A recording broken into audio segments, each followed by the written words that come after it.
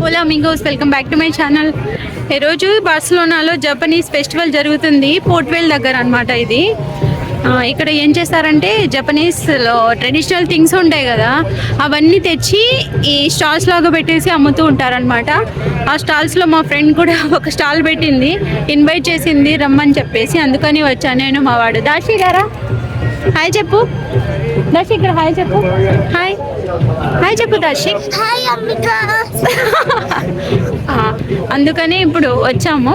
ఇక్కడ మనం పోర్ట్వేల్, ఇది చాలా ఫేమస్. బార్సిలోనాకి వచ్చే వాళ్ళు రండి. ఆల్రెడీ మనం లాస్ట్ వీడియోలో ఒక ఫెస్టివల్ అని షేర్ చేసాం కదా. ఇప్పుడు సమ్మర్ కాబట్టి రకరకాల ఫెస్టివల్ అనేటివి జరుగుతూనే ఉంటాయన్నమాట. ఈరోజు చాలా ఎండగా కూడా ఉంది. స్టాల్స్ అయితే రెంట్కి తీసుకుంటారు 2 డేస్కి అనేసి. ఒక్కొక్క స్టాల్కి 500 euros వరకు పే చేయాల్సి వస్తుంది. బాగా జరిగిందా? ఓకే. అలా మనం జపనీస్ ట్రెడిషనల్ డ్రెస్సెస్ కానీ, వాళ్ళ థింగ్స్, వాళ్ళ ఆర్నమెంట్స్ అవన్నీ చూసుకుంటూ వెళ్దాము. ఎస్పెషలీ ఇక్కడ మనకి ఎక్కువ జపనీస్ డ్రెస్సెస్ కనిపిస్తున్నాయి. ఈ డ్రెస్సెస్ హైలైట్ ఏంటంటే మేల్ ఫీమేల్ సేమ్ అలాంటి డ్రెస్సెస్ వేసుకుంటూ ఉంటారంట. బట్ ఏమంటే డిజైన్ డిఫరెన్స్.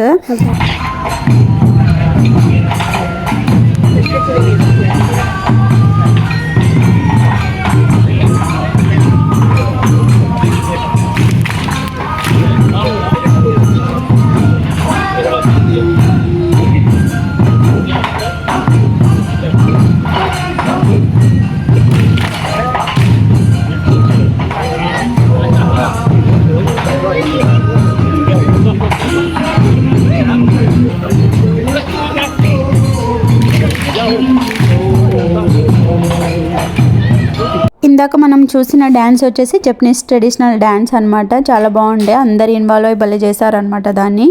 అక్కడక్కడ మనకి అందరూ డ్రెస్సెస్ వేసుకొని మంచిగా హైలైట్ అవుతూ ఉంటారు.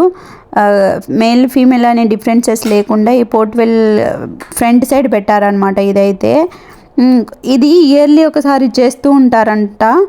బట్ నేనైతే ఫస్ట్ టైం విజిట్ చేస్తున్నాను. ఇంకా షాప్స్ అవన్నీ చూసేద్దాము దగ్గరికి వెళ్ళి, ఏమేమి ఉన్నాయి ఏంటి అనేది. ఎక్కడ చూసినా ఇవన్నీ ట్రెడిషనల్ డ్రెస్ వేసుకుంటాం.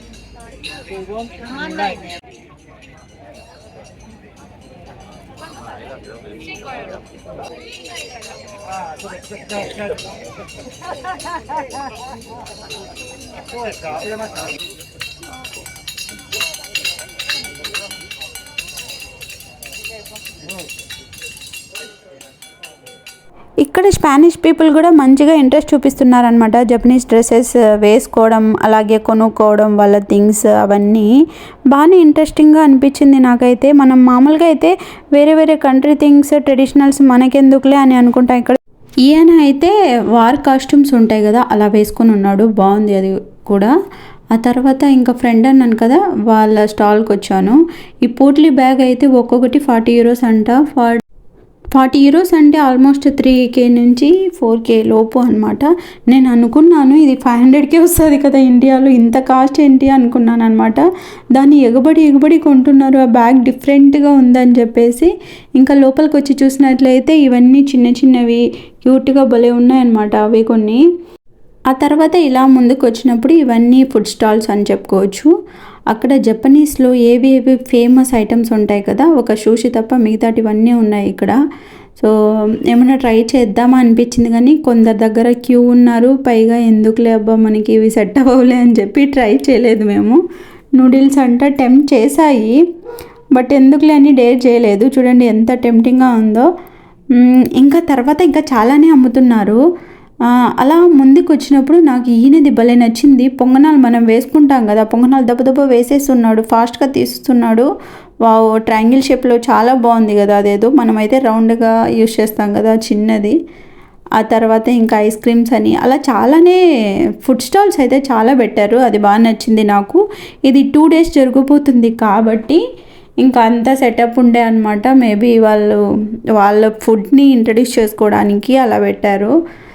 కాస్ట్ కూడా రీజనబుల్గానే ఉండే, ప్రైజెస్ ఎవ్రీథింగ్.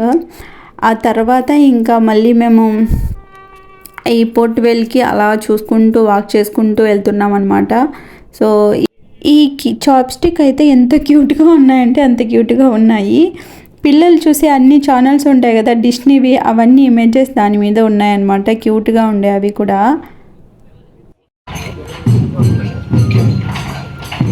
ఈ